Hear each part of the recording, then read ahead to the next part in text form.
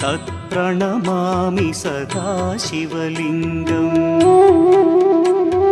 देवमुनिप्रवरार्चितलिङ्गं कामदहन करुणाकरलिङ्गम्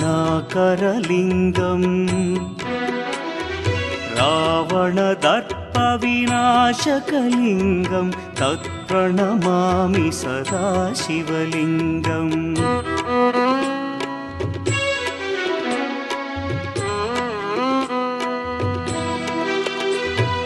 सर्वसुगन्धसुलेपितलिङ्गं बुद्धिविवर्धनकारणलिङ्गं सिद्धसुरासुरवन्दितलिङ्गं तत्प्रणमामि सदा शिवलिङ्गं कनकमहामणिभूषितलिङ्गं फणिपतिवेष्टितशोभितलिङ्गम्